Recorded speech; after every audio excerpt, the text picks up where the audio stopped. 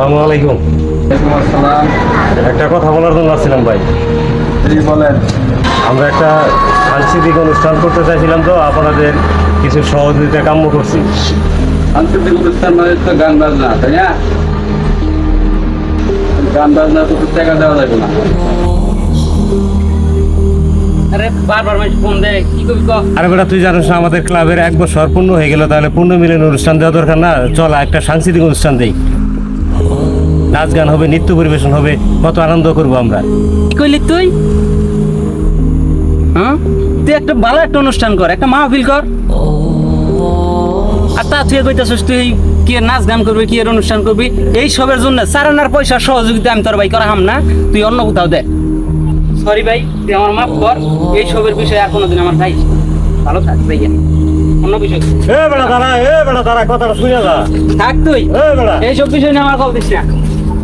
আরে বেটা, তোরা ভালো জিনিসটা বুঝলি না, তোদেরকে সামনে এগিয়ে দিতে চাই, যে সেই বিষয়ে তোরা বুঝলি না। বুঝবি একদিন, আমি যখন না থাকবো।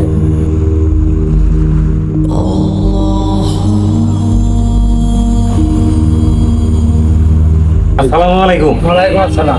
আমাদের ক্লাব থেকে একটা সাংস্কৃতিক অনুষ্ঠান দিতেছি, সেখানে নাচ গান হবে, কিছু সহযোগিতা কাম্য। ভাই আসলে তো গান বাজনা তো টাকা পয়সা দেই না ভাই, আমি তো গান তো টাকা পয়সা দিতে পারবো না ভাই। কিছু সহযোগিতা করতে পারবেন না? ভাই যা সভা করতা আমি টাকা পয়সা দিতাম, কিন্তু আসলে গান আমি কোন টাকা পয়সা দেই না। মুখের উপরে ডাস্টার না করে দিতে পারলে গেলে কিছু করে নাই। আমরা বললাম কি হয়েছে, গান ধর্ম সাইডে দিয়া খালি গান আর গান গান আর গান। হ্যাঁ ডাকছো গে, বলো। আমাদের সংগঠনের 1 বছর পূর্তি হয়ে গেল, বৈশাখ চলে গেল, জ্যৈষ্ঠী চলে গেল, একটা মেলা, আনন্দ মেলা দিতে পারলাম না। চল আমরা একটা আনন্দ মেলা দিলেও আমাদের টাকা পয়সা কিন্তু পকেটে উঠবে, একটা ধান্দা হবে, আমরা একটা ধান্দা তৈরি করে নিই। এলাকায় মানুষ যা বলে নামাজ কালাম পড়া ধরছে, এখন কি রান্না বান্না করলে কি মানবো? এলাকার বড় ভাই আছে, আমাকে বড় ভাইয়ের বগল যেয়ে দেখি কি বললে। চলো বড় ভাইয়ের সাথে গিয়ে আলাপ আলোচনা, যদি ধান্দা হয় সম্মিলিত আমরা ধান্দা করি, তাহলে দেখি বড় ভাইয়ের বগল যাই দেখি। চলো বড় ভাইয়ের সাথে চলো। বড় ভাই কি বলে? বড় ভাই আসেন।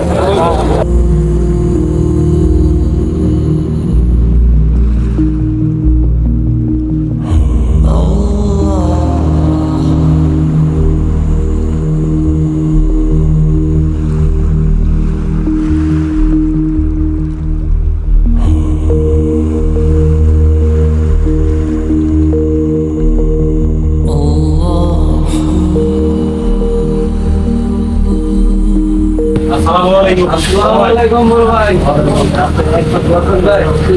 আসসালামু আলাইকুম। আলহামদুলিল্লাহ, ভালো আছেন?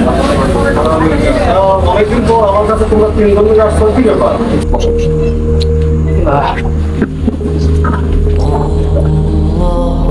আমাদের একটি সংগঠন রয়েছে, সেই সংগঠনে 1 বছর পূর্তি আজকে। এই 1 বছর পূর্তি উপলক্ষে জ্যৈষ্ঠ গেল, আশা গেল, আমাদের এলাকায় কোনো মেলা হয় না, আমরা সেই সংগঠন উপলক্ষে একটা আনন্দ মেলা দিতে চাই। এই মেলাতে সাংস্কৃতিক অনুষ্ঠান পরিচালনা করবো, গান পরিবেশন থাকবে, নৃত্য পরিবেশন থাকবে, ডিজে ডান্স থাকবে। এই যে তোমরা বললে না তোমরা সাংস্কৃতিক অনুষ্ঠান করবে, এই যে নাচ গান ড্যান্স, এটার কথা বললে, শোনো এগুলো হচ্ছে ধর্মের বিরুদ্ধে। আমরা মুসলমান, আমাদের মরতে হবে। আল্লাহর কাছে গিয়ে আমরা কি জবাব দিব? কবরের কথা আমাদের অবশ্যই মনে করা দরকার। জি ভাই। আমরা মুসলমান হিসাবে আমাদের এটা পবিত্র দায়িত্ব এবং কর্তব্য, এবং আমাদের প্রত্যেকেরই উচিত নামাজি হওয়া। 5 ওয়াক্ত নামাজ পড়বো, তাহলে আমাদের মনের যত কলুষতা আছে, যত অহমিকা আছে, অহংকার আছে, সব কিছু দূর হয়ে যাবে। এই নাচ গান নৃত্য এগুলো দিয়ে তো এগুলো সমাধান হবে না। এই 5 ওয়াক্ত নামাজ পড়া শুরু করে দিয়েছি ইনশাআল্লাহ।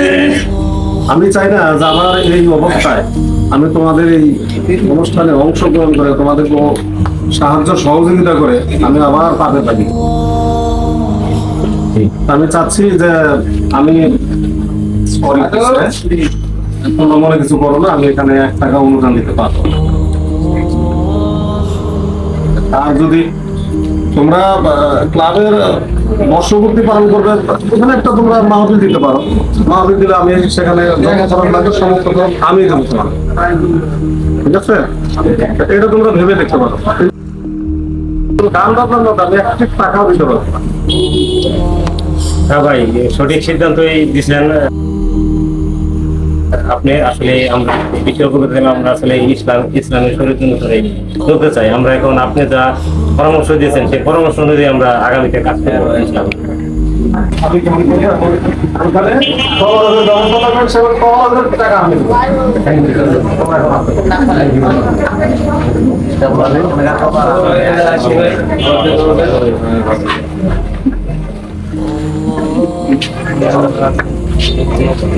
আল্লাহ